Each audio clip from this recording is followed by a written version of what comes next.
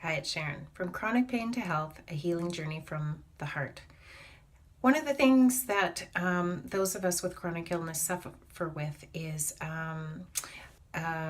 being highly sensitive to scents and chemicals and perfumes and that sort of thing. So I wanted to talk to you today about what I use to clean. And I'm coming to you from my bathroom because I've been cleaning, and what we use to clean is readily available in the grocery store, and it's really cheap and it doesn't smell.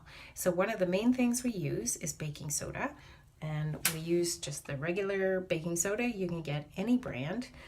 The cheapest one works just fine.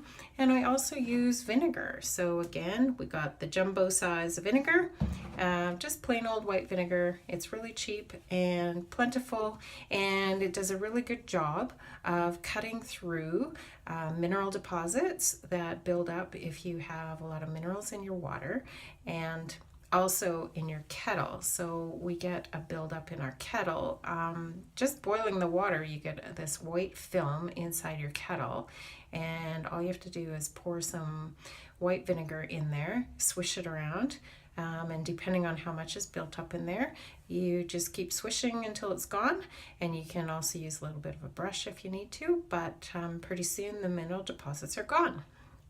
In the bathroom, you get a buildup of soap scum, which combined with the mineral deposits is really hard to remove.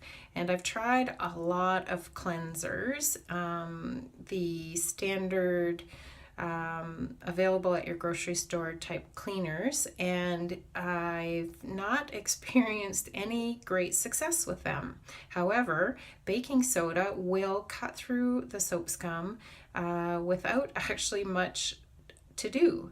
You just pour a little bit on your wet cloth, your bathtub or your sink. If it's damp, you can just wipe that dirt away. It doesn't actually take much elbow grease either.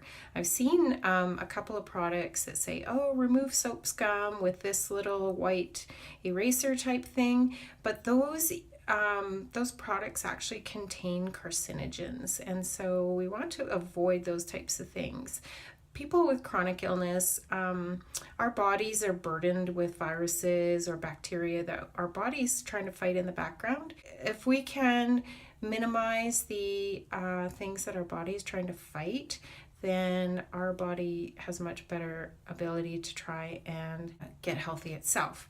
So in the bathroom, we just use baking soda and vinegar, and we can also use baking soda and vinegar to clean out slow running drains. So my bathroom sink was draining really slowly. I took the plug out, the up and down kind of plug, and I took it out to have a look just to make sure you can get a buildup of hair and stuff on there. So that wasn't the case, but it was draining really slowly. So 1 cup of baking soda, 2 cups of vinegar, you just pour over the baking soda, and it fizzes and bubbles away like a little volcano. And after a while, you pour half a gallon or 2 liters of boiling water over that, and the clog will clear. Now, it can take quite a number of times to do that. Usually it only takes a couple of times, but my sink here, for some reason, it took about 4 or 5 times of me doing that before it would drain freely. But it drained freely without using any caustic chemicals, and so I just wanted to offer that up to you.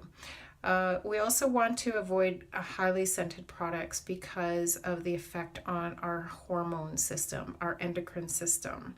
So products with smells come from chemicals, and those can disrupt our hormones, which can lead to cancer. So be really careful with the chemicals that you use, and try not to use any. They're not great for our health, and if we're in a compromised state of health, we want to try and avoid those things to allow our body to heal. So that's all for today.